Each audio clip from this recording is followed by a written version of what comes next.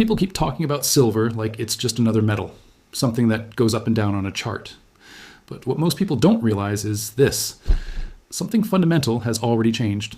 And once you see it, you can't unsee it. On USA Trending News, we're not just watching prices, we're watching shifts that quietly reshape the entire market. And silver is right in the middle of one of those shifts right now. For decades, silver was considered inexpensive. Not just cheap in price, but easy to get. If demand went up, supply would eventually catch up. That belief shaped how investors, industries, and even governments treated silver. But that old assumption no longer holds. The world we're in today is very different from the one silver pricing was built for. Silver is no longer just about jewelry or coins.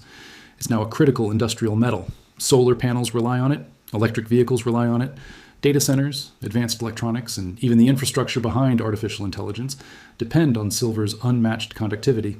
Every new technology push quietly increases silver demand ounce by ounce year after year. Here's the problem. Supply is not keeping up. Most silver isn't mined on its own. It comes as a byproduct from copper, zinc, and lead mining. That means even if silver demand explodes, miners can't simply flip a switch and produce more. New mines take years, sometimes decades, to develop. And during that time, existing stockpiles are slowly being drained. This is why many insiders are saying the cheap silver era may already be over. Not because of hype, not because of fear, but because the math no longer works the way it used to. Before we go deeper, take a second to like this video and subscribe to USA Trending News. It helps the channel grow and it ensures you don't miss updates that actually explain what's happening, not just what the price says. Now think about this. Even when silver prices pull back on paper markets, physical demand doesn't disappear. In fact, during price drops, physical buying often increases. That's a major signal. It tells us that beneath the surface, confidence in long-term demand is still strong. And that's where this story really begins.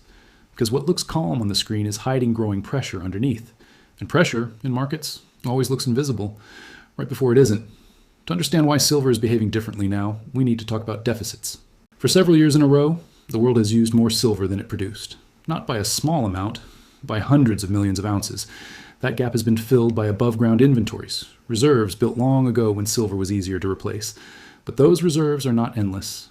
Industrial users don't speculate. They don't wait for better prices. When they need silver, they buy it. Solar manufacturers, electronics producers, and tech suppliers all compete for the same physical metal. And unlike investors, they can't simply walk away. At the same time, investor behavior is changing too. Many people are no longer trusting paper promises the same way they once did. When uncertainty rises, whether from inflation, debt, or geopolitical tension, physical assets suddenly look very attractive. Silver sits right at the intersection of industrial necessity and investment demand. That combination is rare, and it makes silver more volatile, but also more powerful. What's important to understand is this. Prices don't move first because of shortages. Prices move when the market realizes shortages are real and lasting. Until then, tension builds quietly. This is why many analysts believe past price lows may not return, not because silver must always go up, but because the floor itself has moved higher. The cost to produce, the cost to secure supply, and the strategic importance of silver have all increased. If you're finding this breakdown helpful, drop a quick comment letting us know you're watching. Engagement helps USA Trending News bring you more deep dive stories like this. What makes this even more interesting is how disconnected the paper market can be from physical reality. Billions of ounces can trade on screens in a single day, while real silver moves slowly, deliberately, and with limits. That gap between paper and physical is where future shocks often begin. Now, let's talk about why this matters beyond investors.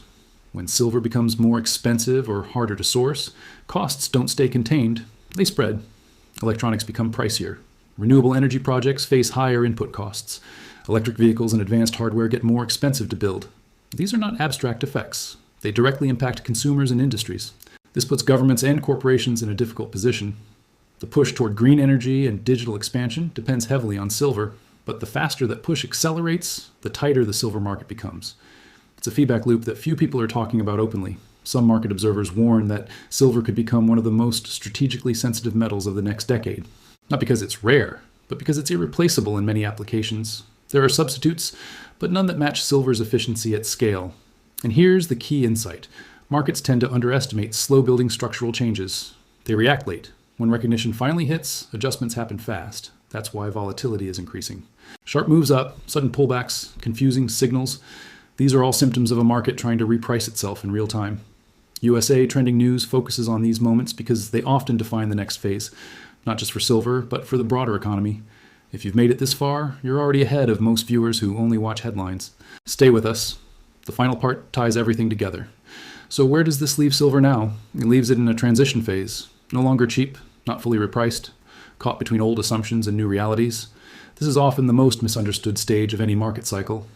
Some people are still waiting for the past to repeat. Others are preparing for a future that looks very different. Neither side has full certainty, but the underlying forces are no longer invisible. What's clear is this: silver is no longer just reacting to speculation. It's being pulled by real-world demand, limited supply, and strategic necessity. And once those forces dominate, markets rarely return to their old behavior. That doesn't mean straight line gains, it means higher stakes. As viewers, investors, or simply informed observers, the most powerful thing you can do is understand the story beneath the price. Because by the time everyone agrees that the inexpensive silver era is over, the opportunity to recognize it early is already gone. If you found this series valuable, share it with someone who still thinks silver is just another commodity. And let us know in the comments. Do you believe silver's old price levels will ever return, or has the market already crossed a line? Thanks for watching USA Trending News. Stay informed, stay curious, and we'll see you in the next update.